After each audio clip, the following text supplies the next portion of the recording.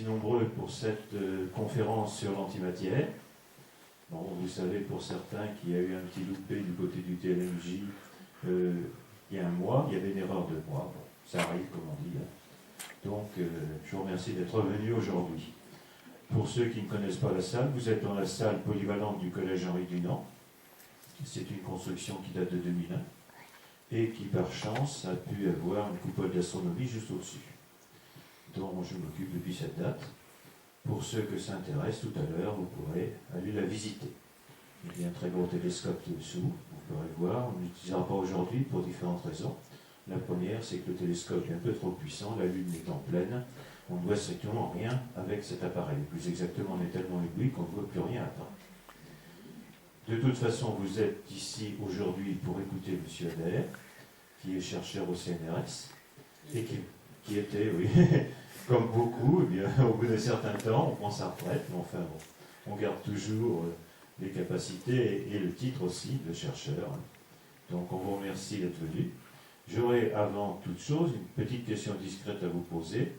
Il y a 126 ans, le premier avion a décollé, l'Éole, et il était piloté par Clément Adair, qui l'avait construit. Serait-ce de votre famille? Je sais par mon grand-père maternel, je sais que non. Je sais que non par mon grand-père maternel, parce que mon grand-père maternel a remonté jusqu'à la Révolution, la généalogie familiale.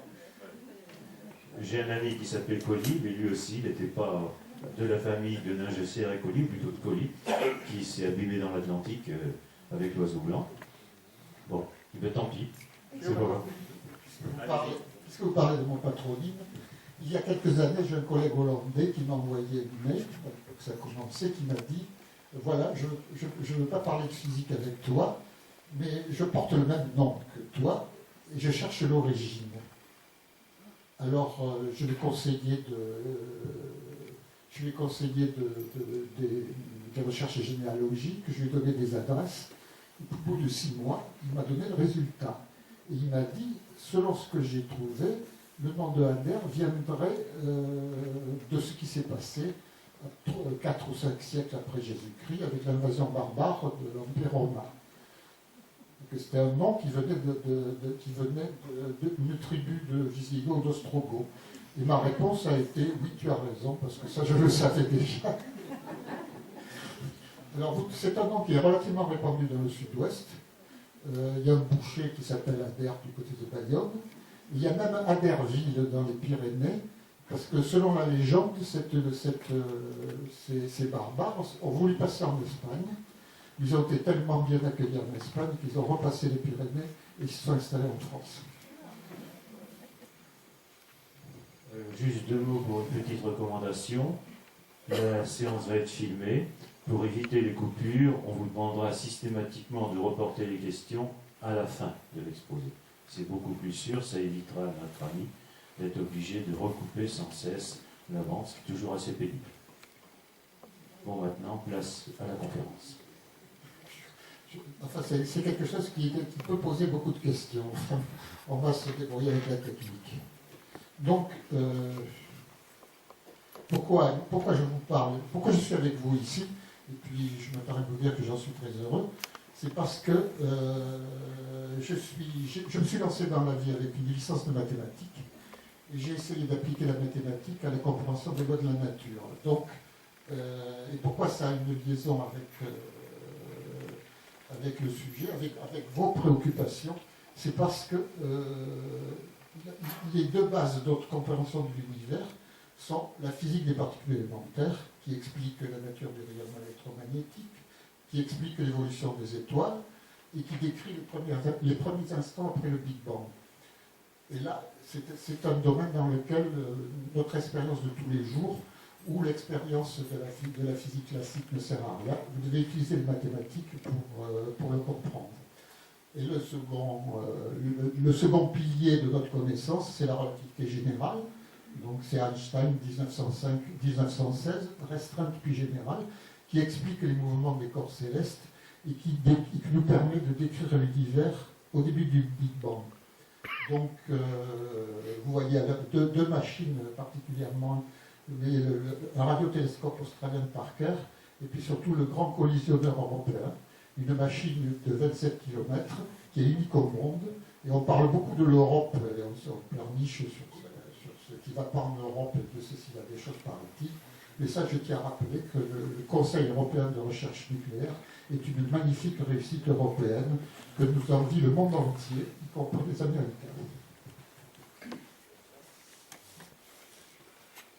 Alors, pourquoi l'hypothèse de l'antimatière vous intéresse-t-elle? Parce que en 1965, 3 physiciens, donc américains, Clyde, Atlury et Eby, publient un article dans Nature, qui est une revue qui est l'antichambre du prix Nobel, quelquefois, dans lequel ils parlent d'une explication donc, du phénomène de la Tunguska, arrivé en 1908, en supposant que c'est l'antimatière qui a provoqué ce phénomène.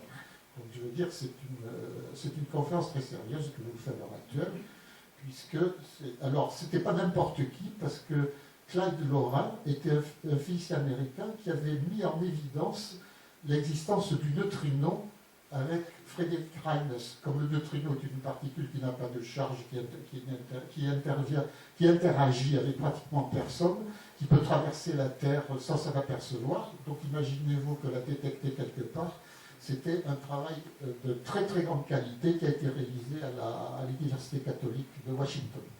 Frank Libby, lui, était un physicien, un chimiste, et surtout qui a développé la méthode de datation du carbone 14, qui a révolutionné l'archéologie. Et ça lui a donné le prix Nobel de chimie en 1960.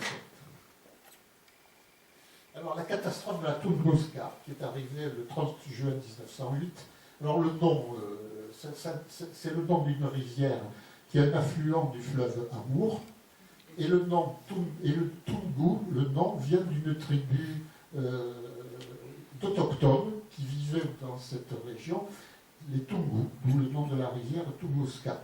Donc c'est la plus grosse explosion connue de l'ère humaine, due à la rencontre d'un objet céleste avec la Terre. Donc elle s'est produite le 30 juin 1908 vers 7h14 en Sibérie centrale. Donc vous voyez sur la carte l'extension du phénomène. Une référence que vous avez, c'est le lac Baïkal, en bas. Le lac Baïkal, grosso modo, il fait 500 km d'extension. Donc vous pouvez voir que l'extension du phénomène est quelque chose qui est entre 1000 et 1500 km. Vous pouvez avoir aussi une idée en extrapolant la tâche vers l'ouest, et vous voyez que ça va recouvrir la Norvège, la Suède, la Finlande, la Pologne, la Bélarussie et l'Ukraine, etc. Alors qu'est-ce qui s'est passé ce jour-là? On peut parler des témoins. Alors, M. Semenov habitait à Vanavara. Alors, vous le voyez sur la carte. Vous voyez l'étoile de la... Je vais me servir de mon ordinateur. Donc, vous avez ici, Vanavara, c'est là. Donc, c'est l'habitation la plus proche, la région habitée la plus proche du centre de l'explosion. Il raconte la chose suivante. J'étais assis sur le porche de ma maison quand un violent incendie apparut brutalement dans le nord-ouest en dégageant une telle chaleur qu'il me fut impossible de rester assis. Ma chemise fut presque totalement brûlée. Mais le phénomène ne dura que très peu de temps, juste le temps de constater combien il était important, et il disparut instantanément. Après cela, il fit très sombre, puis une explosion me jeta hors du porche. Je perdis connaissance un court moment. Puis un bruit secoua la maison et la déplaça presque. Les vitres et les cadres furent cassés dans les maisons, et au milieu de l'endroit où se trouvaient les cabanes, une bande de terre fut enlevée. Ce n'est qu'un témoignage, après tout. Alors la région était pratiquement inhabitée, elle était très très peu peuplée. Simplement, à l'époque, c'était des exilés politiques du tsar qui étaient là en exil. Donc, voyons. Alors, à Kesma, on signale que la terre des champs labourés fut enlevée par le soufre. Alors, Kesma se trouve... Voilà, un peu plus loin que Vanavara, près de Kansk. Alors là, on est déjà assez loin. L'échelle est 400 km, on est bien à 600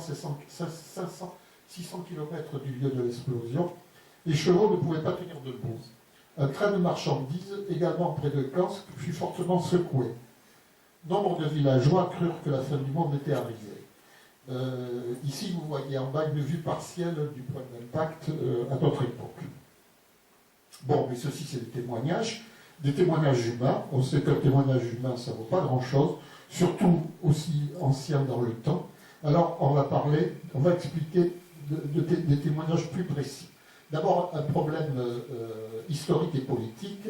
Donc, c'est en 1908 que c'est arrivé, mais la première expédition, qui fut commandée par Léonid Koulik, arriva seulement qu'en 1927. Parce que la Russie tsariste en 1908 avait autre chafouetté que de s'inquiéter d'une explosion au fond de la Sibérie. D'autre part, en 1914, il y a la Seconde Guerre mondiale. En 1917, il y a la révolution bolchevique. Et puis à ce moment-là, la Sibérie est livrée à l'anarchie et à la loi du plus fourbe et du plus cruel. Alors, les milices bolcheviques se battent contre l'amiral Koltchak et son train blindé qui contient l'ordre du gouvernement contre-révolutionnaire. Sémenov et ses cosaques, c'est des chefs de guerre qui se battent seulement pour leur propre gloire et pour leur propre intérêt. Et enfin, le baron von Engelsternberg, avec sa division asiatique et ses cavaliers bourriates mongols et tibétains. Il se prenait un peu pour un nouveau Gengis Khan. Il voulait recréer ce baron une espèce d'empire en Extrême-Orient. Alors le problème, le voilà, c'est qu'il n'y a pas de caractère d'impact.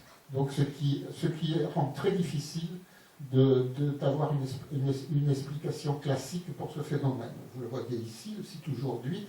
Donc je prends des références avec des références scientifiques, puisque au début du XXIe siècle, l'université de Bologne a envoyé une équipe pour étudier le site et donc rapporte des témoignages que l'on peut considérer comme crédibles. Pour comparer, j'ai donné cette image d'un cratère au nord du Québec, le cratère des Pingoualuit, un nom amérindien, et qui est le résultat de l'impact d'un météorite. Donc l'événement daterait de 1,5 million d'années environ. C'est l'un des plus récents. Et là, on a un cercle de 3 km 44 de diamètre, et on a un énorme point d'impact, ce qui n'existe pas dans le cas de la Tunguska, ce qui pose le problème. Les faits. Alors là, on va poser les faits. Donc, on estime que, je reprends toujours la carte, donc, l'énergie développée par cette explosion est équivalente à plusieurs centaines de bombes d'Hiroshima. L'onde de choc a fait 2 fois le tour du globe terrestre. L'explosion est estimée entre 5 et 10 km d'altitude, et un séisme de grandeur entre 4,7 et 5 degrés à l'échelle de Richter s'est produit à la suite de cette explosion. Ça, c'est plus des témoignages individuels, mais c'est des observations scientifiques. Alors, la première observation, c'est celle de l'Université de Bologne, qui a étudié les anneaux des arbres restants. Et on voit leurs résultats, c'est-à-dire que au départ, vous avez quelque chose de normal, avec la date ici 1908, et puis ensuite vous avez un côté dans lequel les anneaux se développent de façon tout à fait anormale. Donc ça, c'est un témoignage de la catastrophe qui est inscrite dans les arbres. Là, on voit les images qui ont été prises après le cataclysme par l'équipe de Koulik. Donc on voit à gauche une photographie réalisée en 1908 dans la direction opposée à la trajectoire, à nord. Donc on voit des arbres, une forêt totalement dévastée, ne pas insister, de tous les côtés. Ces images ensuite ont été prises en 1927. On signale une légère dépression d'un diamètre d'environ 1,5 km, et à droite, une forêt qui reste au nord de l'épicentre. Et enfin, une vue aérienne d'une forêt, mais située à environ 200 km à l'est du site. Oui. Bien. Donc voilà les conséquences. Donc ça, c'est des observations scientifiques qui ont été faites. Donc il y a des arbres abattus sur 2000 km². Sur 2000 km², oui, on peut discuter un peu, mais enfin disons, c'est l'ordre de grandeur. Des incendies de forêt, un saut de tension atmosphérique. Alors nous le voyons ici sur la figure A, c'est ce qui montre la chute de pression enregistrée dans des stations anglaises qui sont distance de 5700 km du phénomène. Et on voit nettement, à l'heure que je vous ai signalée au début de la conférence, et bien voilà ce qu'a observé la station londonienne. C'était à Londres. Donc un phénomène absolument extraordinaire. Deuxièmement, une tempête magnétique. Alors là, nous avons un observatoire à Irkoutsk, qui est pas très loin de l'endroit, c'est au sud du lac Baïkal, entre l'instant de l'impact t égale 0, alors voilà, l'instant de l'impact, il est là, t égale 0, et 6 heures après l'explosion. Donc assez loin, on voit un phénomène qui est relativement doux, et puis plus on se rapproche du phénomène, plus on a des fluctuations violentes, des fluctuations magnétiques. Et enfin, un tremblement de terre, on le voit ici avec le début des oscillations, ensuite des oscillations maximales, et puis des oscillations secondaires, etc. Et je crois que c'est toujours quelque chose qui vient d'Irkoutsk.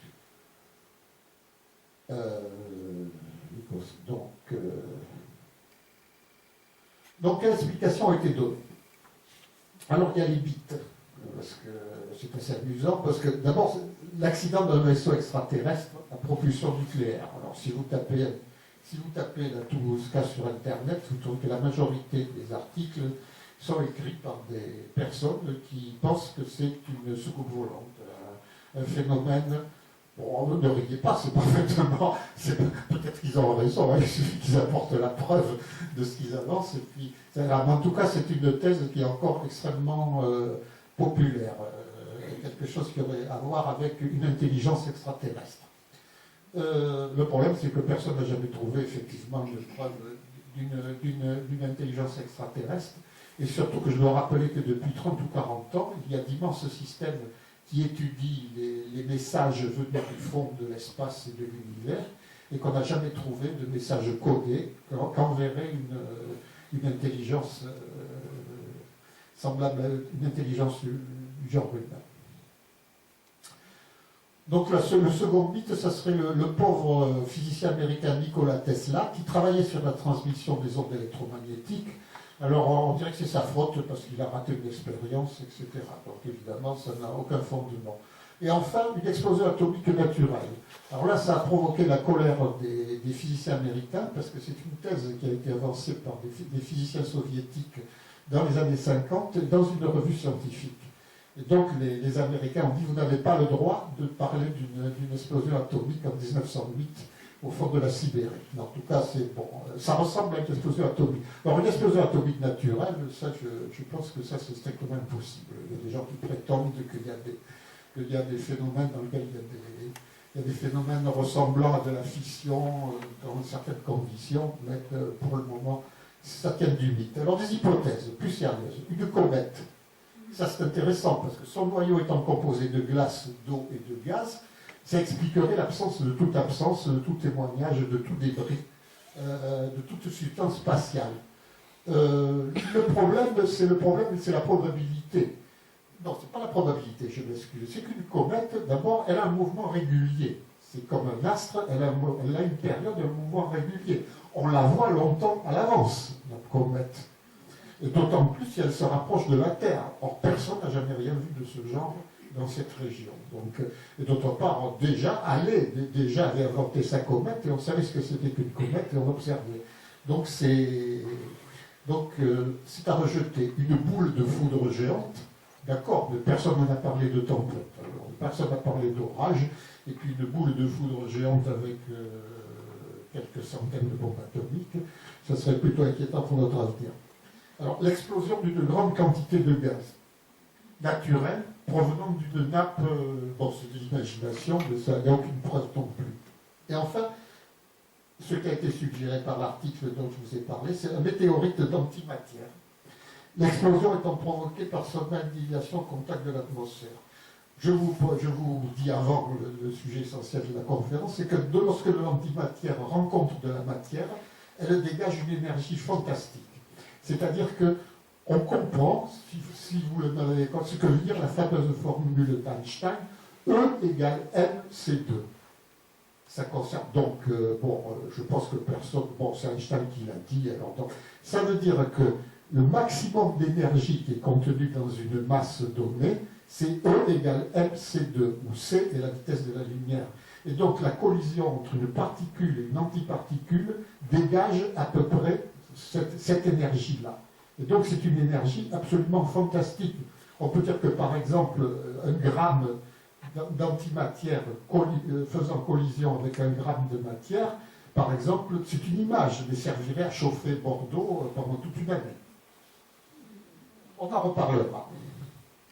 Donc, alors pensons à l'inventeur, c'est Paul Dirac, un physicien théoricien britannique, et qui il a une idée suivante, absolument farfelue parce qu'elle ne sert à rien, c'est-à-dire qu'elle va unifier il va essayer d'unifier la relativité restreinte d'Einstein, donc 1906. C'est une théorie, c'est de la mécanique, mais qui concerne des objets voyageant à la vitesse de la lumière. Et d'autre part, il va coupler ça avec, il va essayer d'unifier avec l'équation de Schrödinger, qui est l'équation de la mécanique quantique, qui décrit un atome qui gravite autour d'un noyau. Évidemment, cet atome, cet électron n'est pas du tout relativiste, et à l'époque, on ne connaissait pas je veux dire, ça n'avait aucun intérêt pratique. Mais il décide de faire ça. Et donc, techniquement, c'est très difficile, parce qu'il a dû faire appel à des mathématiques qu'il a inventées lui-même. Mais en tout cas, il réussit à faire son équation. Et il deviendra, sans doute, ça devient le scientifique anglais le plus célèbre du XXe siècle, puisqu'il a sa plaque portant l'équation de Dirac, que vous voyez sur la gauche, se trouve à l'abbaye de Westminster. Alors il disait aussi, donc c'était un physicien théoricien mathématicien, il disait la chose suivante, et c'était une belle théorie mathématique a bien plus de chances d'être correcte qu'une modélisation de quelques résultats expérimentaux. Donc, alors qu'est-ce qu'il a fait? Son équation ne servant à rien, le voilà au travail, il se trouve que l'équation avait deux solutions. Une, comme si vous voulez, je fais rappel à une équation du second degré, par exemple, lorsqu'elle a deux solutions, la plupart du temps, il y a une solution positive et une solution négative. Ici, l'équation de Dirac avait deux solutions pour l'énergie de l'électron, que je vois résumer là en bas. C'est énergie positive, donc mc2, et une énergie négative, moins mc2. Donc d'habitude, les physiciens, quand ils retrouvent comme ça, ils disent que c'est une solution non physique, qui est simplement un artefact mathématique, et ils la rejettent. Mais comme Dirac croyait aux mathématiques, il a dit non. Mon équation me dit quelque chose que je dois comprendre. Parce que l'équation physique qui correspond à mon électron, ça correspond à quelque chose que je dois comprendre. Et en manipulant un peu ces équations en réfléchissant, il trouve que cette solution correspond à un électron, mais avec une charge électrique positive. Donc simplement, c'est la même particule, mais qui a une charge électrique de signe opposé. Et donc il va faire des conférences pour raconter cette histoire. C'était en 1928, je pense. Alors il est très mal accueilli. Ses collègues se paient sa tête carrément. Pendant ses conférences, on rigole, on dit qu'il est devenu malade, etc. Et comme Dirac avait un caractère un peu spécial, ça n'a pas vraiment arrangé les choses. Et on raconte des tas de blagues sur lui. Je vais quand même vous en raconter 2 ou 3. Un jour, il travaille avec un physicien japonais, et le japonais lui fait remarquer, il dit « Ah, là, j'ai fait une erreur ». Alors Dirac le regarde et lui dit « Non, vous avez fait un nombre impair d'erreurs ». Un de ses étudiants lui dit monsieur, après un de ses cours, monsieur, j'ai pas compris votre équation. Il dit, c'est votre problème. Bon, enfin, il était un peu spécial. Mais en tout cas, ça ne l'a pas arrangé. Et donc, ce qu'il invente, parce qu'en plus, il va, dès 1931, donc c'est-à-dire 3 ans après sa découverte, il est tellement sûr de lui qu'il s'est dit qu'il n'y a pas seulement que les électrons, mais toutes les particules de la nature ont une espèce de frère jumeau, une sœur jumelle, qui a une charge électrique opposée.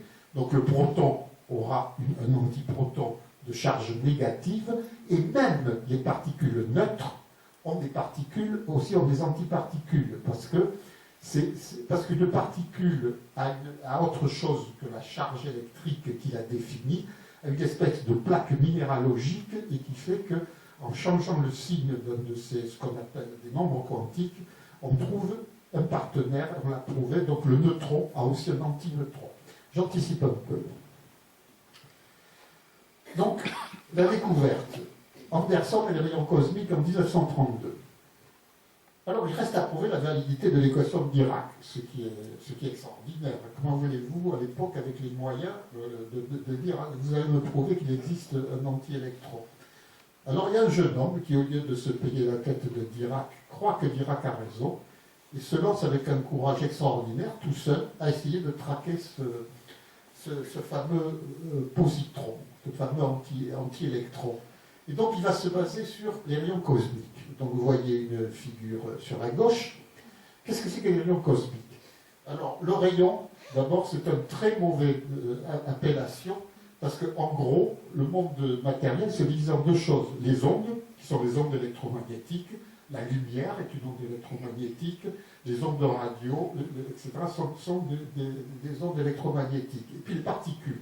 Donc ici, ce n'est pas une onde qui tombe du ciel, mais une particule de très grande énergie qui vient de l'explosion d'une supernovae ou je ne sais pas quoi, ou des particules qui voyagent dans l'espace interstellaire et qui sont accélérées par des champs magnétiques géants, etc., etc. Donc elles arrivent à très grande vitesse dans l'atmosphère, et dans l'atmosphère, donc qui est au niveau ici, ça doit être 30 000 mètres, 30 km, il commence à y avoir des atomes de l'atmosphère. Et donc elles vont commencer à interagir, comme on le voit sur le dessin. Par exemple, cette particule entraîne la création de deux bésons pi, d'un nucléon. Ces particules à nouveau vont interagir avec d'autres, et finalement vous allez avoir en bas, vous allez recueillir une pluie de particules qui est très difficile à détecter, et parce que d'autre part, c'est un phénomène naturel qui aurait pu remplacer les accélérateurs. Les accélérateurs, notamment, donc, par exemple, le LHC au CERN a coûté quand même 7 milliards d'euros. Mais enfin, le problème avec la nature, c'est qu'ici, vous ne connaissez pas l'objet qui arrive, vous ne connaissez pas son énergie, et les débris que vous observez aussi sont tellement nombreux que vos conclusions sont très faibles. Alors là, j'ai mis le Concorde, parce qu'un de mes collègues à l'Université de Bordeaux, qui travaillait sur les rayons cosmiques, a eu l'idée en 1980, alors que le Concorde battait de l'aile, il a demandé et obtenu que des appareils de détection de rayons cosmiques soient mis sur le Concorde pour pouvoir les observer. Parce qu'évidemment, vous comprenez vite que plus vous montez en altitude, plus vous avez des chances d'observer quelque chose d'intéressant. Donc, Anderson a utilisé ça. Mais à l'époque, il n'y avait pas Concorde, il n'y avait pas grand-chose. Donc, il provoque les aurores boréales. Bon, je saute, je n'ai pas le temps. Alors, voilà Anderson. Alors, il a travaillé avec une chambre à brouillard, c'est-à-dire un système de détection de particules. Donc, vous savez le principe. Alors, placé sur le toit d'un bâtiment d'aéronautique du Caltech. Alors, d'autres disent, j'ai trouvé sur Internet, qu'il était parti sur un ballon. Alors, ça me semble une farce, une blague, parce qu'il avait un matériel lourd pour faire son expérience. Notamment, il devait avoir un champ magnétique, donc un système pour produire un champ magnétique, et je ne pense pas qu'il puisse aller dans un ballon avec ça. Donc il y a une autre version qu'il est simplement allé sur le toit de son institut en Californie. Donc voilà son résultat, le résultat historique. Il a pris une photo dans sa chambre de Wilson, et qu'est-ce qu'il voit? Il voit cette trajectoire-là. Donc, comme il y a un champ magnétique, le champ magnétique courbe la trajectoire. Et un électron, donc une particule de charge négative, aurait suivi la trajectoire rouge. Comme il suit, donc là, il détecte tout simplement, avec de petites expériences avec les doigts, que ici nous avons la trace d'une particule chargée positivement. Et d'autre part, elle est semblable à l'électron, parce que lorsqu'elle est freinée par une plaque de plomb, en quelque sorte, ça mesure un peu sa masse, et on voit donc que la trace d'Anderson est une particule qui a à peu près la masse de l'électron. Donc il a gagné le gros lot, un prix Nobel aussi par-dessus le marché, et il a publié ses résultats dans le Physical Review en 1933. Donc, bon, c'est tout ce que je vais raconter. Donc ça, c'est une image. Une image plus récente, qui est ici, c'est la création d'une paire électron-positron à partir d'un photon. Le photon, on ne le voit pas puisqu'il n'a pas de charge. Donc ce que l'on voit ici sur la photo, c'est l'électron qui est courbé par un champ magnétique, par le champ magnétique, et le positron de charge opposée qui va dans le sens opposé et qui a à peu près la même allure. Donc d'où, encore une fois, l'égalité de masse. Donc ça, c'est reproduit dans cette image reproduit dans ce schéma, dans lequel on a triché parce qu'on a mis la trace du photon incident, qui se désintègre en une paire électron-positron. Alors on s'aperçoit à ce moment-là, en 1935, je crois que c'est Frédéric Joliot et Irène Joliot-Curie qui découvrent un phénomène de radioactivité naturelle qui est la radioactivité bêta+. Alors, la radioactivité bêta+, tiens, je vais peu importe, elle est expliquée ici dans ce schéma dans lequel on part d'un atome de sodium, donc du sodium 22, qui a 11 protons. Donc ça veut dire qu'il y a 11 électrons, parce que un atome est neutre électriquement, et il reste 11 neutrons. Donc, comme il y a un excès de protons, ce qu'on peut expliquer, donc il y a un proton qui va se désintégrer en un neutron, plus un positron. La charge plus, elle doit aller quelque part, donc elle passe dans le positron, plus un neutrino. Oui. Alors, attention, j'avais mis une tête de mort qui a disparu de mon schéma, parce que ne dites pas que je vous ai appris que le proton pouvait se désintégrer en neutron, plus un positron, plus un neutrino. Sinon, nous n'existerions pas, puisque l'atome serait instable, puisque, par exemple, l'atome d'hydrogène, c'est un proton autour duquel un électron gravite, et si nous existons, c'est parce que le proton ne peut pas se désintégrer spontanément de cette manière-là. Mais c'est à l'intérieur de l'atome qui se désintègre. Et donc il produit le fameux positron et puis le neutrino. Donc avec émission de charge positive. Alors le neutrino, là aussi ça a été une découverte fantastique pour 2 raisons. Parce qu'on découvre la radioactivité naturelle pour 3 raisons. Et puis le résultat, c'est 2 autres particules absolument fondamentales, qui à l'époque posaient des problèmes conceptuels énormes. C'était le positron et puis le neutrino. Alors pourquoi le neutrino? Parce que regardez, si vous avez un spectre d'énergie, donc si vous avez ceci, si vous n'avez pas de neutrino, l'énergie va se répartir entre l'énergie entrante, va se répartir entre l'énergie du néon et l'énergie du positron. Donc ce que vous deviez observer, c'est simplement une énergie ponctuelle, par conservation de l'énergie, du positron. Or, ce que vous observez, c'est un spectre continu, mais dans lequel l'électron prend pratiquement n'importe quelle énergie. Ça veut dire qu'il y a une autre particule qui est là pour prendre l'énergie. Donc c'est comme ça qu'on a soupçonné l'existence du neutrino. Alors, c'est Pauli, Wolfgang Pauli, qui est le fameux physicien autrichien, qui a supposé le premier que c'était une particule, c'est-à-dire qu'il se désintégrait en 3 corps, le néon, le positron et le neutrino. Certains avaient mis en doute le principe de la conservation de l'énergie, mais si vous mettez ce principe en doute comme des principes fondamentaux, vous restez le bec dans l'eau et vous regardez votre feuille blanche et vous ne trouvez rien du tout. Donc, et c'est Enrico Fermi qui a donné le nom. Enrico Fermi était italien et donc il est neutro, ça veut dire neutre en italien, et lui il a inventé le nom neutrino, puisque l'adjectif ino veut dire petit en italien.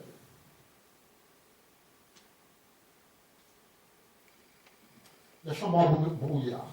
Alors, je vais en profiter pour faire comment on traque les particules.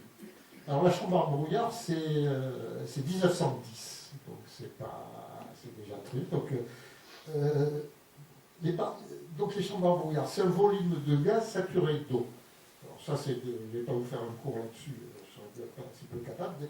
C'est un nuage, en quelque sorte. C'est-à-dire, c'est un nuage, c'est-à-dire que un brusque phénomène. Donc c'est comme un nuage, c'est un volume de gaz saturé d'eau qui est prêt à se transformer en eau. Alors que pour un nuage, il suffit des grains d'impureté, la poussière, du sel, pour que le nuage commence à faire de la pluie.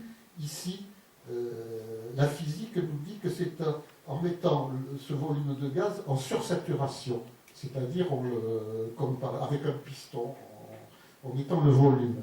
Et à ce moment-là, vous, avec de la chance, si vous avez des particules qui passent, elles vont faire une traînée de petites gouttes d'eau. Et à ce moment-là, vous prenez une photographie et vous avez la trace de la particule. Alors c'est comme ça que Anderson a fonctionné. Il avait la chance là, il a eu beaucoup de chance de trouver son positron tout seul. Parce que ça, c'est une photo qui a été prise donc au pic du Midi. On ne sait pas en quelle année, mais on voit que là, il y a une abondance de particules. Donc, ah oui, l'avantage aussi, c'est que on peut avoir une trace d'une particule qui n'est pas chargée, puisque c'est simplement le passage de la particule qui déclenche la bulle d'eau. Donc on voit ici des particules qui sont des particules alpha, protons. Et vous voyez bien que pour un physicien, c'est un résultat sur lequel il ne peut pas travailler. C'est trop compliqué. Donc c'est pour ça qu'on a inventé des accélérateurs que contrôlaient les physiciens.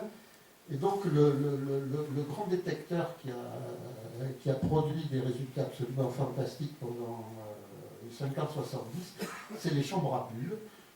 Donc les physiciens, c'est un truc assez énorme, vous voyez, assez gigantesque. C'est pour ça que les physiciens de Saclay avaient appelé leur engin Gargamel, comme c'était la mère de Gargantua.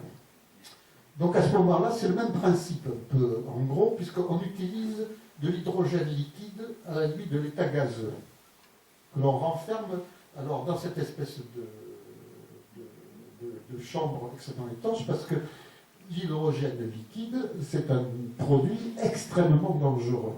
Donc là, c'est plus un nuage. Donc il faut faire. Et donc Donald Laser, qui est le prix Nobel qui a inventé ça en 1952, prétendait que c'était en buvant de la bière, en débouchant sa bouteille de bière, et qu'il a vu les bulles sortir dans le liquide et qu'il a eu l'idée des chambres à bulles. Donc ici, vous voyez une image que l'on prend dans une chambre à bulles. C'est une image c'est un cliché du CERN.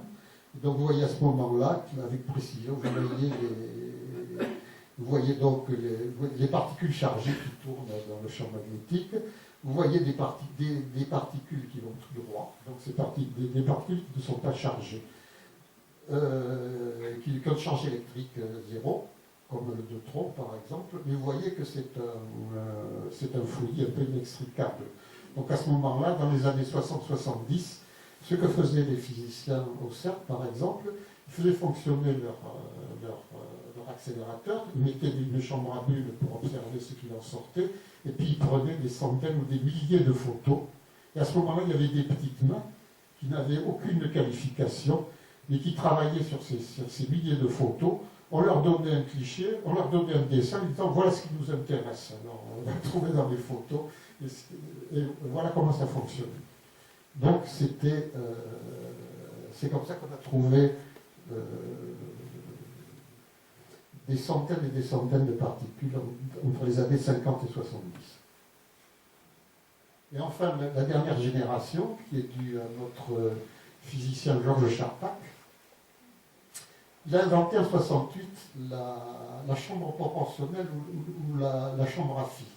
Là-dessus, c'est un principe tout à fait différent et qui ne fonctionne qu'avec des particules chargées. Parce que l'idée, c'est de faire un réseau de fils électriques dans lequel passent des courants de faible intensité, un réseau très dense, et à ce moment-là, une particule chargée qui va passer à travers le réseau, du fait qu'elle est chargée électriquement, elle va modifier quelque chose. Ce quelque chose est recueilli directement par ordinateur, donc par ordinateur couplé directement plus besoin de photos, couplé directement à la machine, on a sur son ordinateur, on retrouve la trace de la particule. Donc c'est à partir des années 80, ceci a remplacé les chambres à bulles. Donc on peut dire quelque chose sur Charpak qui a quand même une destinée remarquable. C'était un immigré polonais. Il a été résistant pendant la Seconde Guerre mondiale alors qu'il avait commencé à débuter ses études supérieures. Il a été déporté dans les camps de concentration de Dachau. Comme il avait une forte constitution, il savait tirer, et aussi parce qu'il parlait plusieurs langues. Il a dit dans ses mémoires qu'il savait tirer parce qu'il parlait l'allemand, il parlait le français, il parlait le polonais, il parlait aussi un peu le russe, donc ça l'a aidé à survivre. Enfin, il rentre en France, il fut naturalisé français en 1946, avec quelques difficultés, et finalement il intégra l'école des mines et il eut un parcours splendide, puisqu'il fit son doctorat avec Frédéric Joliot-Curie, rentra au CNRS puis au CERN, où il fit toute sa carrière, et obtient le prix Nobel de physique en 1992. Et c'était aussi un grand humaniste. Alors, quand la matière rencontre l'antimatière, alors elle s'annihile mutuellement et se transforme en rayons gamma. Donc les rayons gamma, c'est les rayons de très grande énergie du rayonnement électromagnétique. Vous voyez ici ce que c'est que les ondes électromagnétiques. Donc en bas, vous avez la fréquence. Et donc la règle est très simple. Plus la fréquence est élevée, plus le rayonnement est dangereux. Donc la lumière est ici, c'est aussi du rayonnement électromagnétique, et les ondes que nous avons tous les jours, comme le transport de l'électricité, la télévision ou un écran d'ordinateur, les ondes de radio, etc., c'est des ondes courtes, qui se trouvent, donc des ondes de faible fréquence, qui se trouvent là. À ce moment-là, vous avez la lumière, et puis ça commence avec le rayonnement ultraviolet, vous avez des rayonnements dangereux. Et donc ici, ce que produisent les rayons cosmiques, c'est le plus dangereux qui soit, la matière et l'antimatière, c'est des rayons gamma, c'est-à-dire des ondes électromagnétiques de très très grande énergie. Donc alors pourquoi c'est des très très grandes énergies? Parce que je vous l'ai dit, parce qu'on pense que c'est E égale mc2, c'est-à-dire que cette collision, dans lequel il n'y a pas de théorie, il n'y a pas de modèle qui la donne, parce que c'est une particule et parce que c'est une antiparticule, toute l'énergie qui est dans la masse est transformée en énergie. Donc c'est la formule d'Einstein, E égale mc2, et ça vous donne l'échelle sur la gauche de ce que peut donner une collision matière-antimatière. Alors je pars d'une réaction chimique, et je lui donne l'ordre de grandeur 1. Ensuite, vous avez la fission nucléaire. Donc ça, c'est la bombe, autrement dit, c'est la bombe atomique. Le rapport est 30 000. Ensuite, vous avez la fusion. Donc c'est plutôt la force d'interaction forte. C'est 200 000. Et l'annihilation proton-antiproton, c'est 30 millions. Donc vous avez 30 millions de fois plus d'énergie dégagée par une collision matière-antimatière qu'avec une réaction chimique. Donc vous avez le petit dessin, la petite animation, et en dessous vous avez le diagramme qui correspond, c'est-à-dire que une particule est antiparticule et qui s'annihile en rayon gamma. Alors la production de paires particules-antiparticules, c'est-à-dire que... Alors le phénomène est réversible, c'est-à-dire que si vous avez de l'énergie suffisante, vous avez comme dans le dessin petit b, ici en haut à droite, vous avez deux photons de très grande énergie qui peuvent rentrer en collision et créer une paire de particules-antiparticules. Donc c'est une des raisons pour laquelle la chasse à l'énergie des physiciens des particules depuis 40, 50 ou 60 ans, le seul problème c'est d'avoir de plus en plus d'énergie. Et à l'heure actuelle, avec le LHC au CERN, on est arrivé au maximum que l'on peut atteindre, puisque la manière d'avoir de l'énergie, c'est d'accélérer la particule le plus vite. Et à l'heure actuelle, les particules qui sont accélérées dans le LHC, qui fait 27 km de circonférence, sont à peu près à la vitesse de la lumière. Donc ça, c'est un peu un maximum.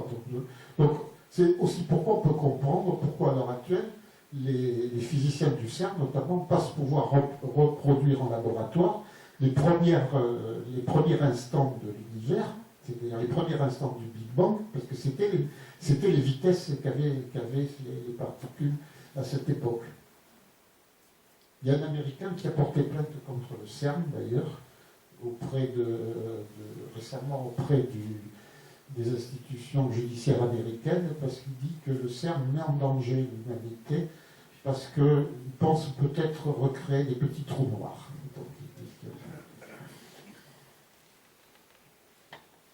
Donc, où j'en suis ? Donc, alors, une seconde manière de produire une paire particule-antiparticule, c'est par exemple un photon de très grande énergie qui interagit avec un noyau. Donc, c'est interaction avec la matière. Donc, mais on trouve aussi dans les réactions thermonucléaires dans les étoiles, parce que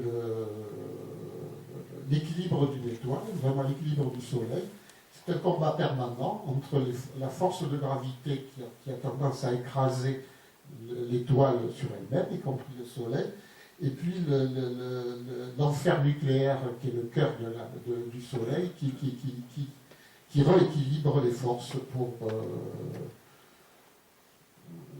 que l'étoile vive. Son lumière. Alors, évidemment, vous comprenez pourquoi Libby et ses collègues ont pensé à l'antimatière pour expliquer le phénomène de l'atome Musca. Parce qu'à ce moment-là, l'absence de cratère s'explique naturellement. Puisque si la matière et l'antimatière... Parce que une petite particule d'antimatière tombant du ciel, avant d'arriver sur la Terre, elle va avoir de plus en plus d'atomes de matière à rencontrer. Et donc, inévitablement, elle va rentrer, même si elle est de très très grande vitesse, elle va heurter un atome de l'atmosphère, et donc ça va provoquer le dégagement énorme d'énergie sans atteindre le sol. Donc l'obstacle disant oui, il n'y a pas de cratère était surmonté par ça. Ensuite aussi, la violence du phénomène, elle est expliquée aussi par l'énorme, comme je vous l'ai dit, comme je vous l'ai montré, l'énorme énergie qui est dégagée, qui serait dégagée par un tel phénomène. Alors, je me suis amusé à trouver, on trouve ces images sur Internet, alors là aussi, c'est des images récentes, puisque, donc, qui expliquent que ce phénomène, on trouve aussi des phénomènes comme ça, les gens prétendent trouver des phénomènes de lumineux inexplicables. Donc ça, c'est une photo qui a été prise à Sverdlovsk le 14 novembre 2014. On voit une route ou une autoroute et on voit qu'il y a une énorme explosion dans le ciel. Le 19 avril de la même année, on voit cette image qui a été prise à Mourmansk, oui, le 19 avril. Alors là, je pense que c'est une blague, parce que j'ai regardé, parce que c'est le second point là. Ça montre qu'il y a un trucage. Ça. Alors, il y a de chance aussi pour cette image aussi soit truquée, mais enfin, bon, je vous l'attends. Là, vous comprenez, vous ne pouvez pas expliquer le fait qu'il y ait ici une seconde explosion.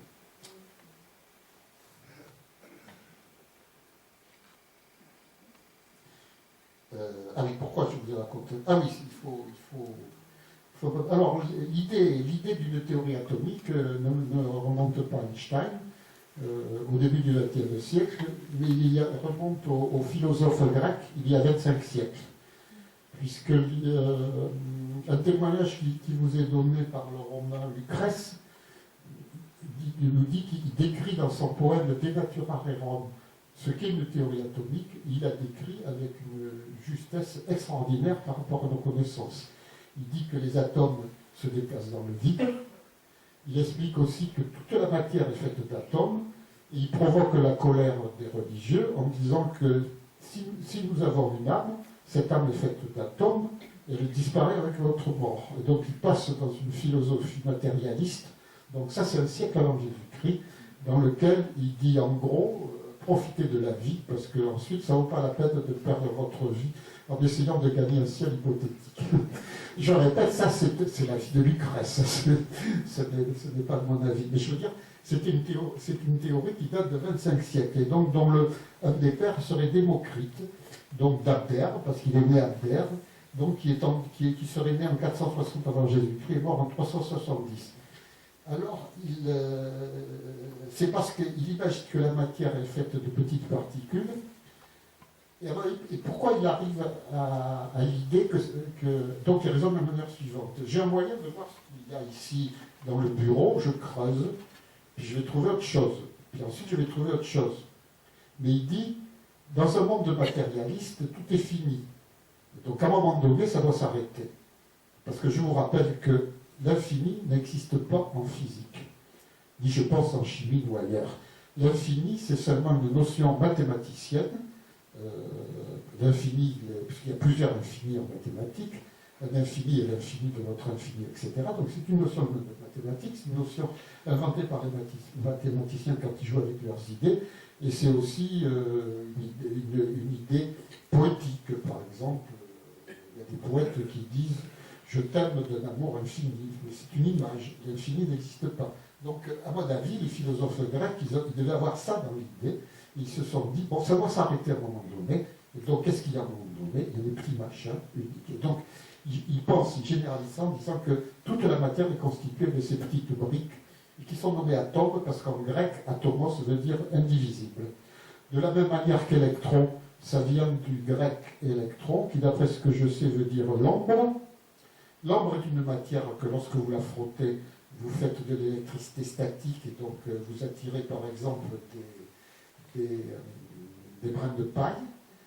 Les Grecs connaissaient ça, ils savaient que c'était un processus, mais l'idée géniale des philosophes grecs, c'est d'avoir dit que ce phénomène n'était pas quelque chose de négligeable, que ça voulait dire quelque chose. Et donc c'est pour ça que l'électron vient de ombre, vient du grec ombre. Donc ça veut dire qu'ici, j'ai de la matière, mais j'ai de l'antimatière.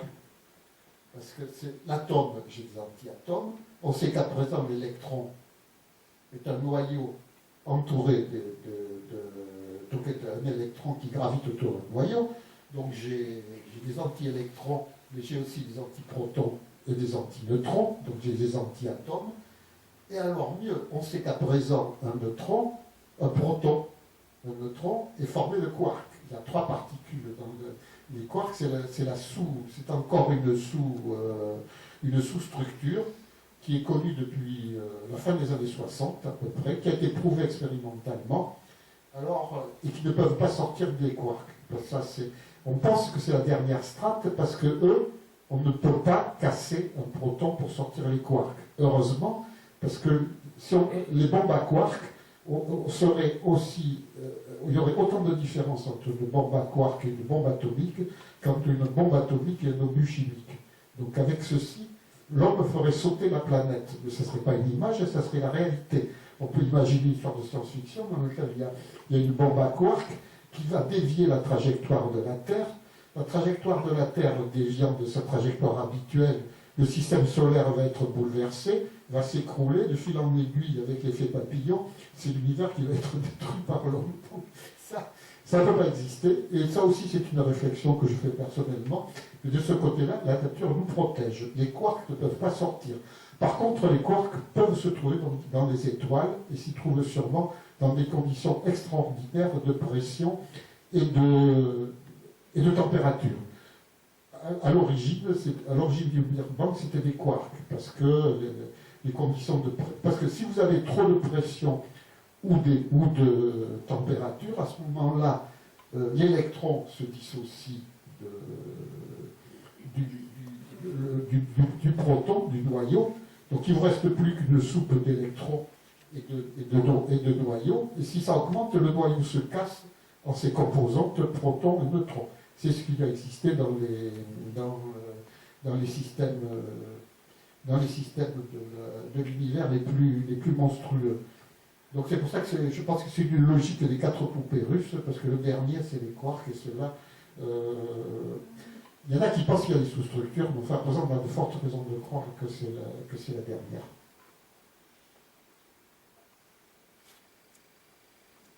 Alors, existe-t-il des traces d'antimatière dans l'univers? Alors, je l'ai dit oui.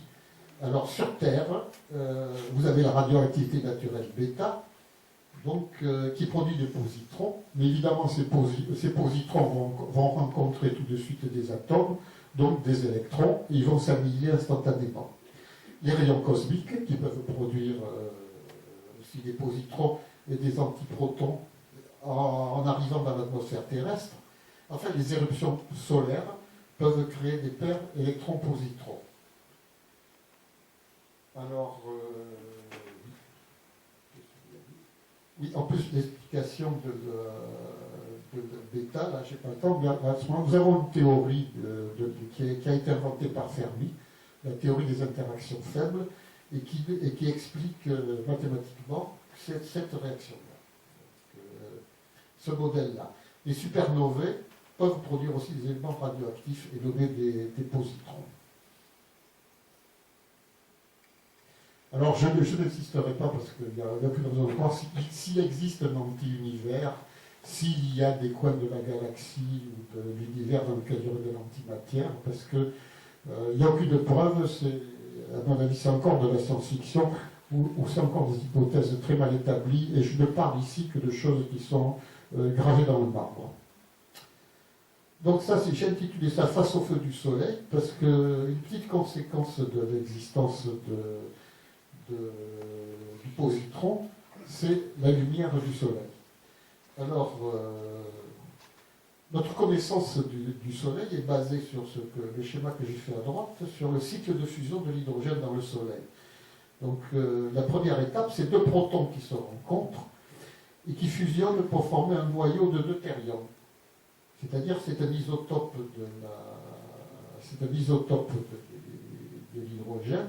Maintenant, il y a un neutron qui arrive là, donc et puis il forme à nouveau un positron et le fameux neutrino.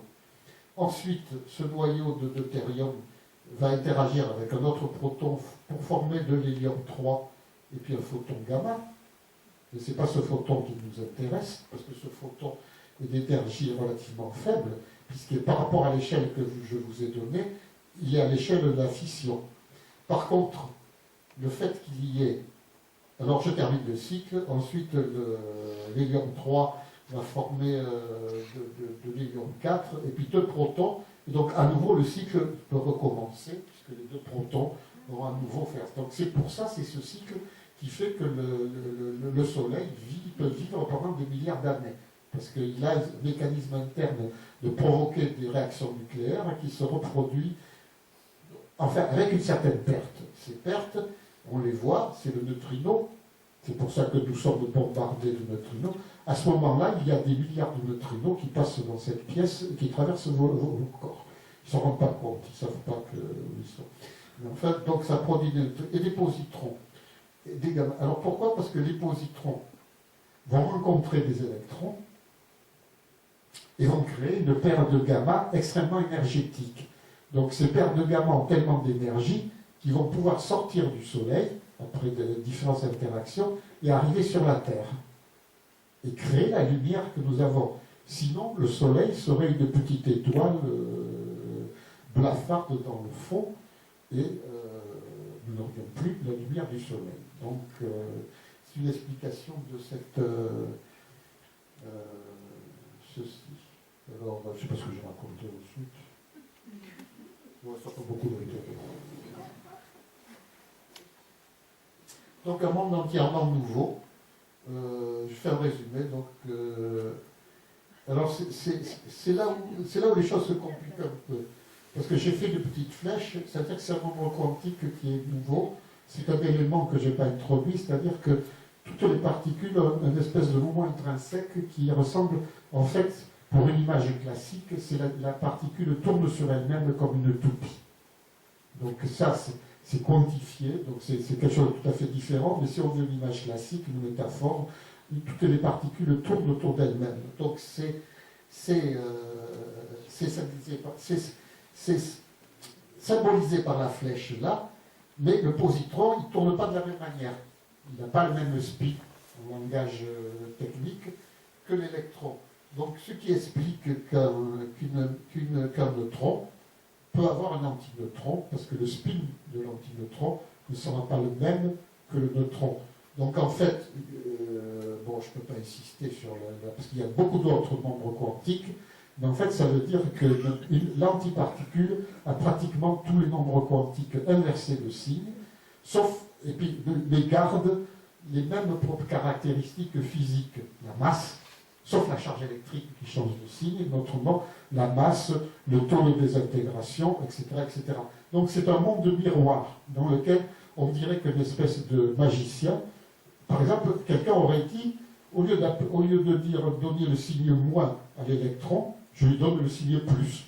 Là, on aurait un monde d'antiparticules. Voilà. Donc, voilà, là c'est ce que je viens de dire. Alors, ce qui n'a pas d'antiparticules, c'est le rayonnement électromagnétique. Parce que justement, ce n'est pas des particules, mais c'est un rayon. Donc la lumière n'a pas d'anti-lumière.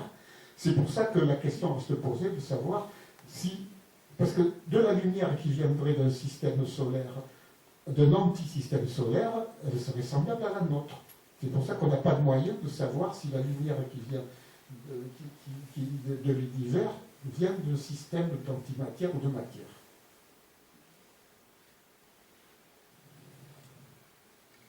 Alors, le gros problème à présent, il est celui-là. Ça, c'est le Big Bang. Alors, je ne vais pas vous faire un cours sur le Big Bang, parce que peut-être que certains d'entre vous, mais c'est simplement, on va résumer ça après pour le dire, mais au début, l'univers était résumé à un point de matière, un point réellement qui avait une température et une pression et les vitesses extraordinaires. Donc au départ, c'était une soupe, ici, particules élémentaires. Donc c'est particules élémentaires, à présent, c'est-à-dire c'est les quarks, les électrons, les photons, qui étaient là, dans une soupe bouillante. Ensuite, la flèche indique sur le schéma ce que raconte l'auteur de cette image. Là, il parle de... Ah oui, voilà. Il dit quand même particules élémentaires, antimatière commun. Ça veut dire que l'antimatière est là. Ensuite, il dit... Alors, le temps, c'est 1 millième de seconde. Ici, c'est les 3 minutes à la fin. Et donc, c'est entre 1 millième de seconde et 3 minutes que l'antimatière a disparu, puisque nous formons un monde de matière et que nous n'avons aucune raison de croire qu'il y a de l'antimatière dans l'univers. Aucune raison de le croire. Donc, le grand problème à présent, c'est de savoir, mais où est passée l'antimatière? Alors, c'est Sakharov, qui a eu un prix Nobel, mais pas de physique, mais un prix Nobel de la paix pour son opposition au régime soviétique, qui a trouvé une explication très tirée par les cheveux, auquel personne ne croit en ce moment, mais comme c'est la seule, je vais essayer de vous l'exposer.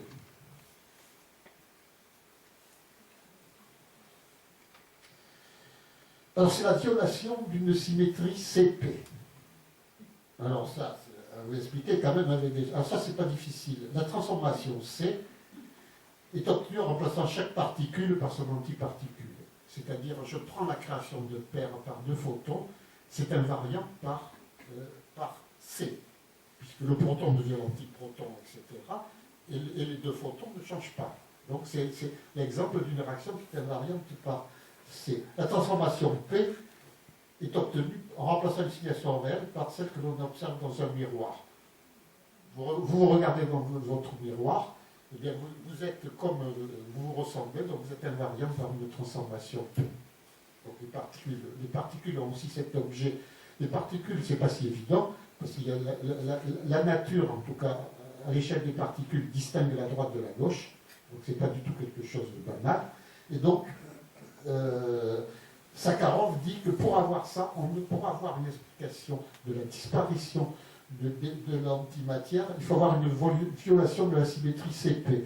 Alors c'est visualisé dans cette image. La symétrie C, donc, vous fait passer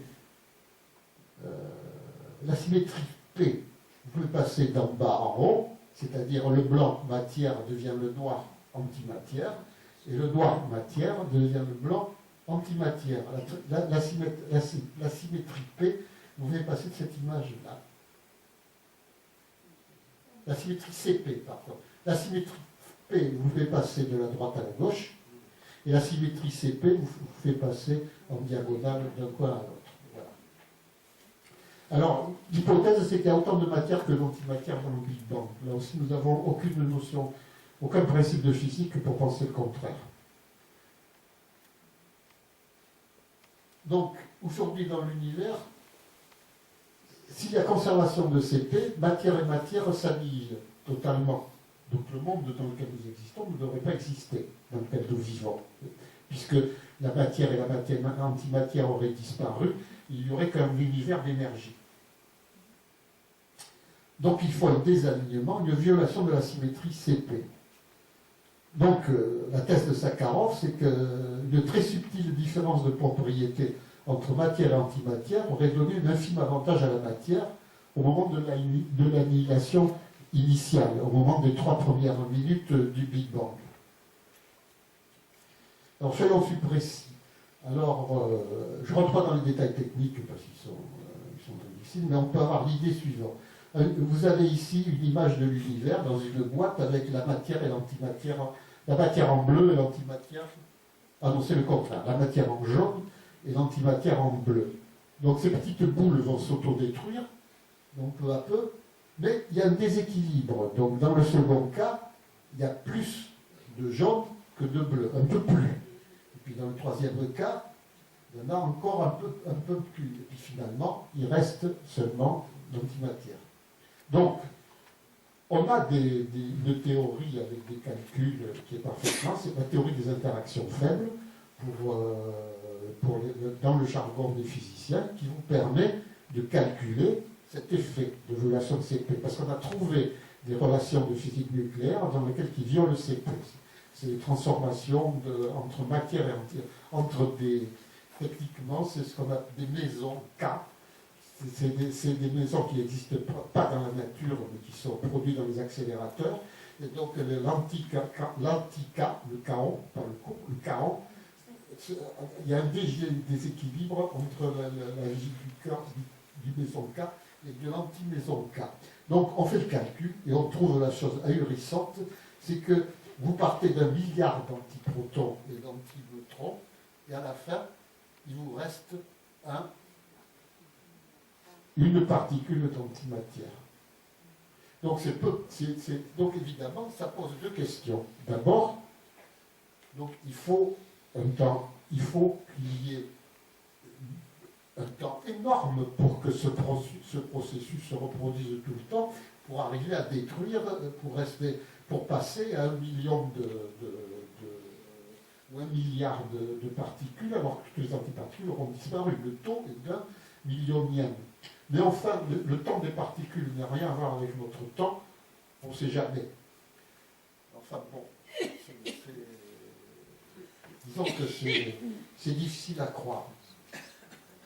Alors, je n'ai pas donné toutes les raisons, elles ne sont plus là. Ah oui, le problème aussi de toute cette énorme énergie, où serait-elle passée? Parce que, imaginez ça, je veux dire, parce que 1 milliard de protons, c'est rien du tout dans l'échelle de l'univers. C'est rien du tout. Donc, il y aurait une énorme énergie au départ. Et puis, au fond, il y a un troisième argument qui est quasiment philosophique ou métaphysique, c'est que la nature n'aime pas gaspiller les choses. On ne voit pas pourquoi il y aurait ce gaspillage initial aussi dans la création de notre univers. Donc, la théorie de Sakharov, peu à peu, a été est passée à l'oubliette, et à présent, les jeunes physiciens, ou lorsque vous lisez Internet, on ne parle plus de cette théorie de Sakharov. On dit simplement, on n'en sait rien. Alors le seul espoir, c'est, je terminerai un peu cette partie-là avec un peu une petite histoire. Alors ça, c'est presque un roman policier, parce que et vous connaissez sans doute Étienne Klein, qui est un physicien des particules et qui est un magnifique vulgarisateur, et qui a écrit un roman qui s'appelle En cherchant Majorana. Il était fasciné par ce physicien, et il est allé interviewer son petit-neveu, il a voyagé en Italie pour avoir des témoignages. Alors le problème de Majorana, c'est que c'est un garçon intraverti d'un degré extraordinaire. Par exemple, on ne lui connaissait pas l'ombre d'une relation féminine. Les seules femmes avec qui il écrivait des lettres, où il avait vaguement des relations, c'était sa mère et sa sœur. Il vivait pratiquement tout seul, isolé, mais il était d'une intelligence remarquable. Et il faisait partie du groupe de Fermi à Rome qui, dans les années 30, ont découvert la fission et ont bouleversé la physique avec tous les jeunes physiciens italiens qui ensuite ont gagné des prix Nobel ou ont bouleversé les choses. Donc il y avait parmi eux Majorana. Alors pourquoi on parle de lui? Parce qu'il a disparu. Un jour, il avait disparu pendant 3 ans, et puis on crée des postes de professeur de physique théorique en Italie. Et donc Fermi, qui était très influent, pense à Majorana et dit bon, on va quand même lui trouver quelque chose. Alors on lui offre un poste à Naples, à l'université de Naples.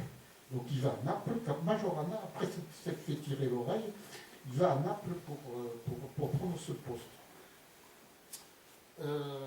Une chose qui a dû le déstabiliser, il avait 6 étudiants, donc 5 étudiantes. Ça a dû le déstabiliser, mais enfin peu importe. Mais un jour, après quelques mois, il écrit, le directeur de son labo reçoit une lettre de Majorana disant « Je m'excuse, je disparais ». En fait, c'était une lettre d'adieu. Il disait plus ou moins qu'il allait se suicider et qu'il regrettait beaucoup parce qu'il avait apprécié l'accueil de son directeur de thèse, patati et patata, et qu'il regrettait, il ne reviendrait jamais à Naples. Donc il prend le bateau entre Naples et Palerme, dans Sicile. Mais le lendemain, son patron de thèse reçoit une seconde lettre disant la mère n'a pas voulu de moi, et je rentre à Naples, mais je ne reprendrai pas mon poste. Et puis depuis, il a disparu. Donc c'est pour ça que Klein a écrit ce bouquin, a fait une enquête. Mais je ne cesserai pas là-dessus. Mais il s'est passé quelque chose. Donc il a disparu le 26 mars 1938. En mars 2011, le procureur de Rome ouvre une enquête. Un témoin y a rencontré Majorana à Buenos Aires dans les années suivant la Seconde Guerre mondiale. Et donc, la justice italienne a lancé des enquêteurs. Et donc, ils ont trouvé les photos qui sont là. Donc, des photos qui ont été prises. La photo du centre a été prise en 1955. Et la police italienne a fait une comparaison sur le visage et a trouvé 10 points de concordance. Donc elle a conclu le 4 février 2015 que Majorana vivait en Amérique du Sud entre 55 et 59, à Valencia au Venezuela, et a clos l'enquête puisqu'il n'y avait aucune raison de poursuivre qui que ce soit. Voilà.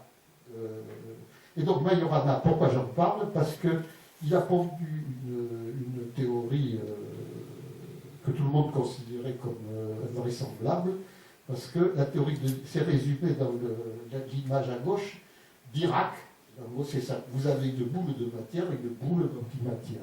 Et lorsque les deux se rencontrent, boum, tout est clair. Alors Majorana, lui, dit non, sa théorie, il dit la matière peut être de l'antimatière et l'antimatière peut être de la matière.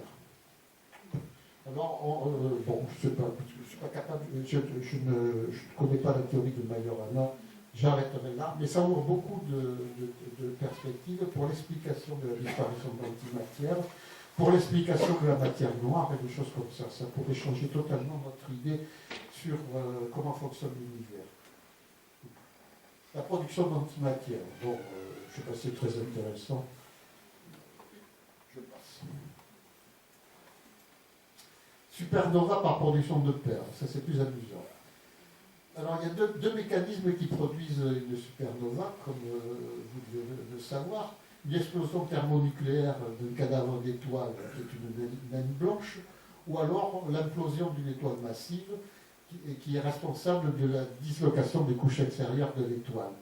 Mais récemment, il y a une thèse qui a été lancée par les astrophysiciens, qui dirait que des étoiles très massives, alors c'est le dessin de la NASA qui est ici, une superbe étoile très massive pourrait cracher des paires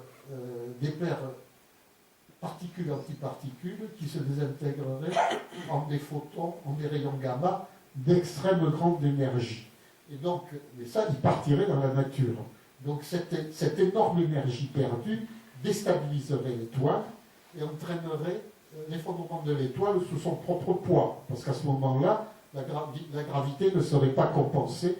Les phénomènes de thermonucléaire à l'intérieur de l'étoile ne seraient pas suffisants pour compenser la pression de la gravitation. Donc c'est pour ça que, donc à son tour, ce déséquilibre entraînerait des réactions thermonucléaires qui réduiseraient l'étoile en miettes et rejetteraient le reste dans l'espace. Alors sur la gauche, c'est un peu tronqué, mais c'est pas grave, c'est une image de l'université de Californie à Berkeley, où on voit justement une supernova, la 2006 GY, donc trouvée en 2006. On voit le noyau de sa galaxie à gauche. Ici, on voit la supernovae à droite. Donc, une reconstitution. Bon. Alors, ça, ça pourrait s'intituler les antiparticules dans notre vie de tous les jours. Alors, ça, c'est extrêmement important parce que c'est de la médecine. Donc, qu'est-ce qu'on peut faire avec des positrons? On peut notamment étudier l'étude du fonctionnement du cerveau. Sur ces images, vous voyez en coupe un cerveau et vous voyez les zones qui sont activées lorsque vous parlez, c'est cette zone-là, ou lorsque vous écoutez, c'est cette zone-là. Ce n'est pas la même zone du cerveau qui est atteinte, qui est concernée. Ça a une très grande importance si vous avez un problème au cerveau, pour savoir s'il y a une opération à faire, pour savoir les conséquences de l'opération, si le cerveau est abîmé, qu'est-ce qui va être abîmé, essayer d'éviter des interventions trop dramatiques. Et donc ça se fait grâce aux positrons, grâce aux anti-électrons. Donc, lorsque nous pensons, certaines régions de notre cerveau sont activées. Enfin, la plupart des gens. Cette activité consomme de l'énergie, fournie sous la forme de sucre que véhicule le sang. Donc, la première lien, c'est entre le travail du cerveau et l'énergie qui est consommée. Cette énergie, c'est des sucres. Donc, pour mesurer les zones du cerveau actives, il suffit de mesurer la concentration de sucre qui s'y trouve. Okay. Eh bien, les chimistes savent incorporer des atomes radioactifs, qui s'appellent des traceurs, dans les molécules de sucre, lesquelles ingérées se répartissent en particulier vers les zones particulièrement actives, le cœur, le poumon, les muscles et le cerveau. Et le cœur pouvait obtenir cette image dans laquelle, parce que cette lumière, c'est les traceurs radioactifs qui ont été ingérés par l'individu qui possède ce cerveau.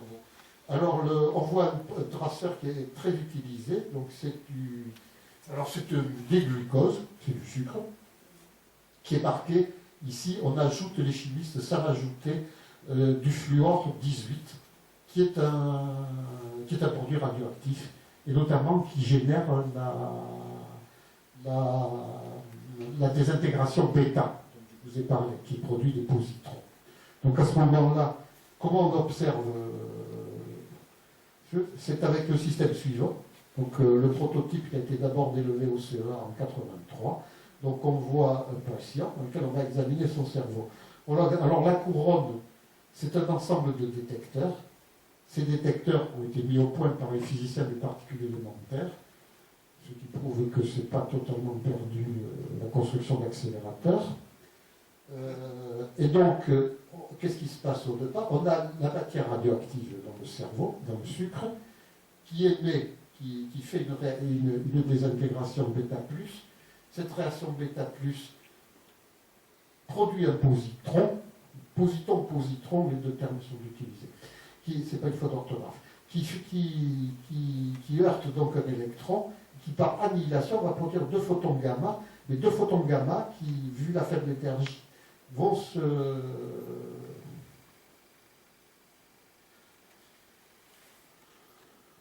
s'annihiler l'un du côté opposé. Donc les détecteurs, ceux qui cherchent, c'est des photons en coïncidence. Les détecteurs savent faire ça. Et donc vous détectez des photons en coïncidence et vous remontez à ce moment-là au point de départ. Vous pouvez remonter au point de départ et donc faire la carte du cerveau. Alors vous vous posez la question, ah oui, mais des réactions nucléaires dans le cerveau, alors je vous donne l'énergie cinétique, elle est donnée là. 500 kV, des photons. Un électron-volt, c'est l'énergie acquise par un électron qui est accélérée au repos par une différence de potentiel d'1 volt. Donc c'est la quantité suivante, c'est 1,6 10 puissance moins 19 joules. Donc ici, vous avez des kiloélectronvolts, donc vous multipliez par 1000, vous avez 500 kiloélectronvolts, on va simplifier, donc vous remultipliez par 1000, ça fait 1 million d'électronvolts.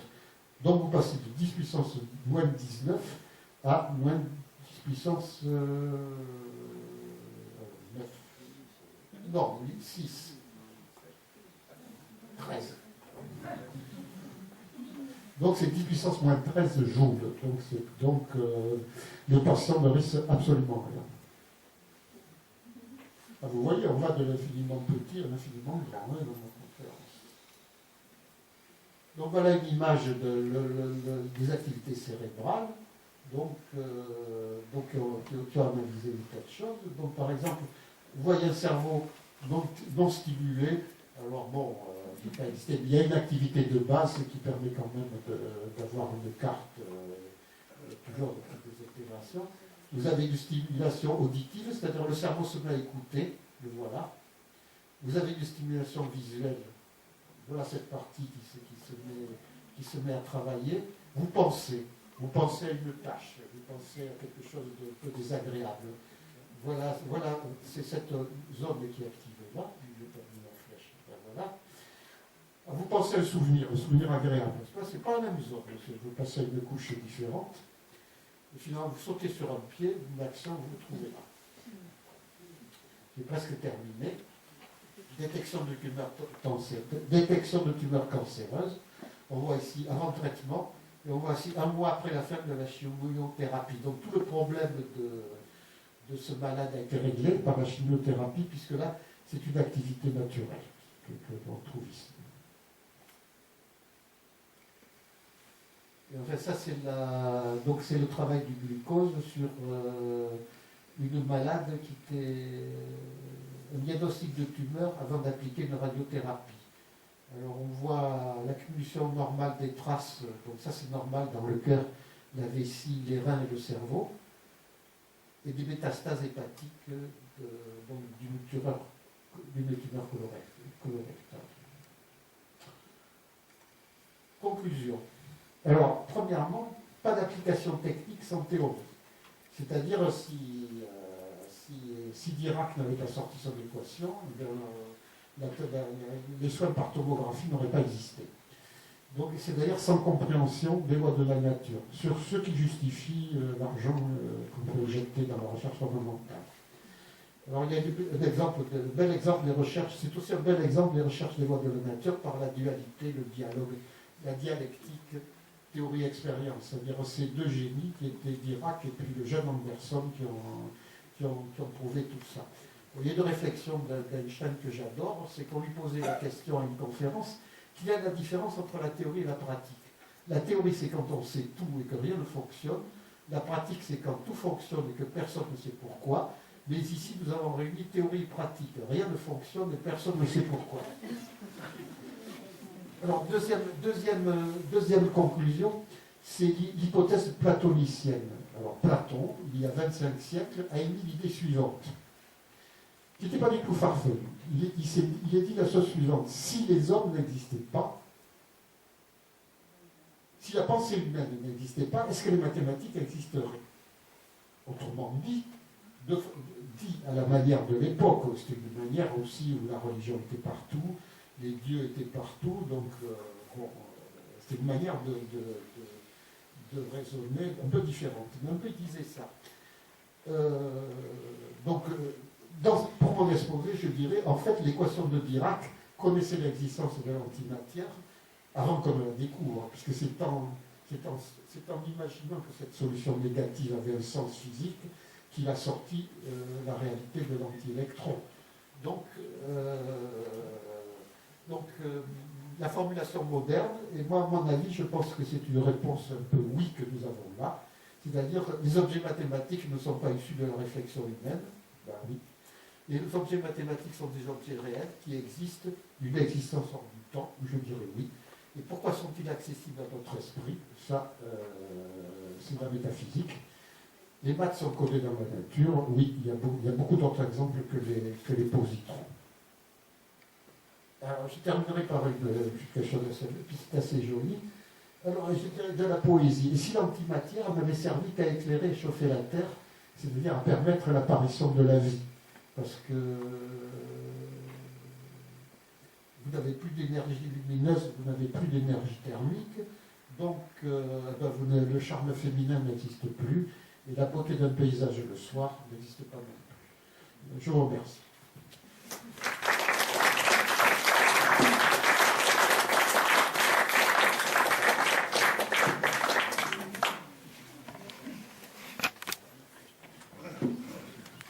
Nous remercions notre conférencier qui a fait une belle démonstration sur l'antimatière. Et maintenant, s'il y a des questions, n'hésitez pas à les poser.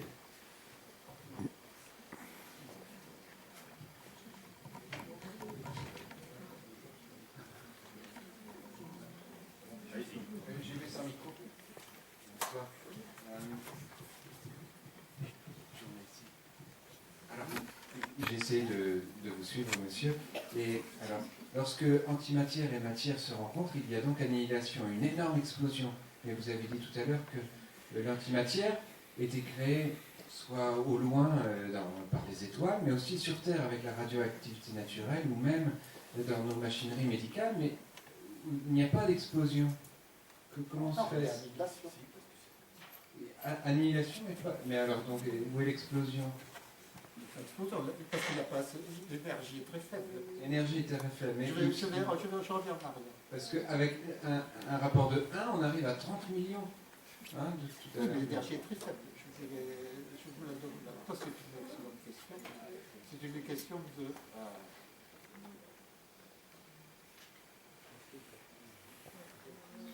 La réponse, elle est là. Vous avez le positron qui arrive de la zétération, s'annule tout de suite avec un électron. Il produit l'énergie, l'énorme explosion de l'atome Musca devient simplement 2 photons avec 500 keV chacun, avec une très faible énergie. Parce que c'est simplement un degré énergétique. Non, parce que sinon, les désintégrations bêta que vous trouvez partout, les désintégrations naturelles, ça provoquerait sans cesse des explosions dans le monde. C'est les échelles d'énergie.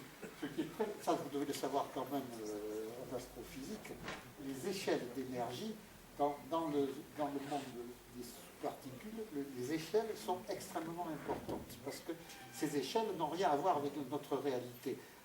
L'exemple du Big Bang, tout s'est fait en 3 minutes, si vous voulez, les atomes ont commencé à se former en 3 minutes. Mais il a fallu 300 000 ans pour que les noyaux d'atomes Mais il a fallu 300 000 ans pour que les électrons commencent à graviter autour des noyaux et former des atomes. Donc c'est comme ça. Je voulais dire. Et, donc, et aussi ces phénomènes. Bon, une réaction en chaîne, par exemple, la bombe atomique. Qu'est-ce que c'est? Vous avez de l'uranium. De l'uranium que vous cassez, qui se désintègre en crachant des neutrons. Les neutrons vont casser d'autres atomes d'uranium. Donc ça va produire de l'énergie. Et puis ça va être une réaction en chaîne, ça va se propager. Mais si vous calculez une réaction en chaîne, c'est une énergie ridicule.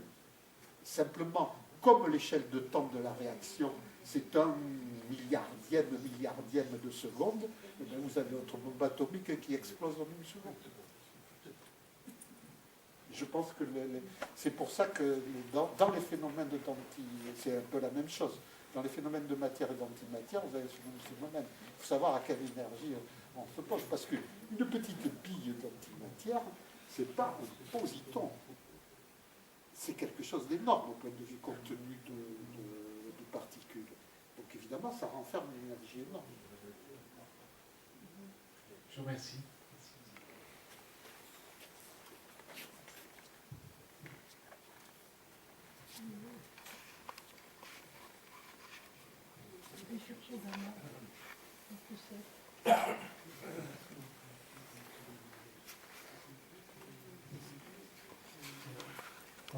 En dehors de l'imagerie médicale, le PET scan pour l'exploration du cerveau, est-ce qu'il y a d'autres applications possibles à partir de l'antimatière? Qu'est-ce qu'on recherche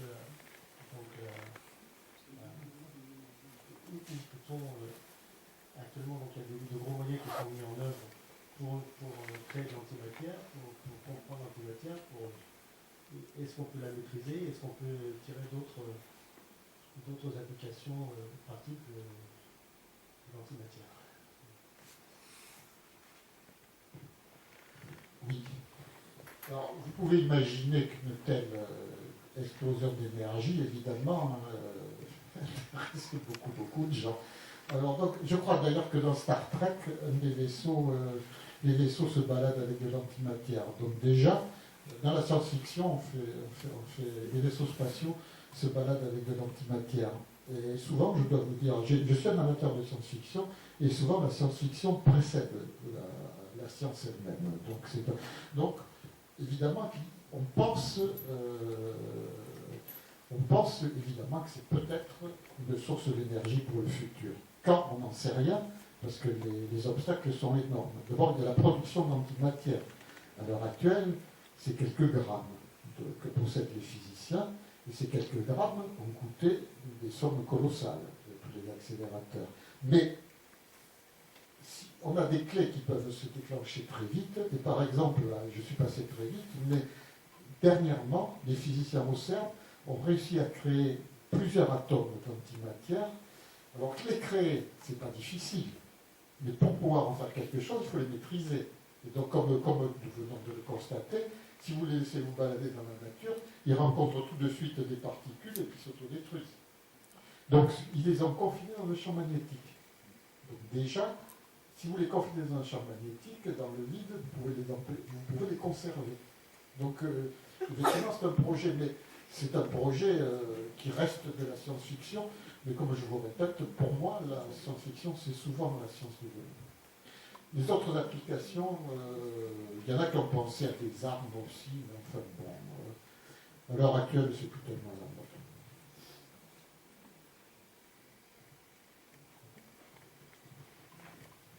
Est-ce qu'il y a une relation entre la matière noire et l'antimatière?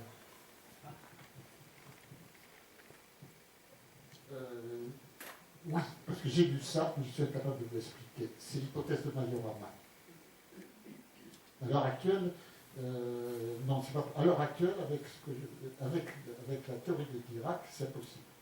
Parce que si vous voulez, la matière s'améliorerait. Donc la matière peut pas se balader, l'antimatière ne peut pas se promener environ de matière. Donc elle n'existrait pas. Donc à moins d'imaginer des coins de l'univers dans lesquels il y aurait des champs magnétiques qui confineraient, ça semble assez invraisemblable. Par contre, l'hypothèse de Majorana, que je ne comprends pas, donc là je ne peux pas la commenter, je ne comprends pas comment une particule peut être à la fois sa propre antiparticule. À ce moment-là, j'ai lu que ça ouvrait de nouvelles perspectives pour expliquer, par exemple, la disparition de l'antimatière, etc. Mais comme je ne connais pas du tout cette théorie, je ne peux pas...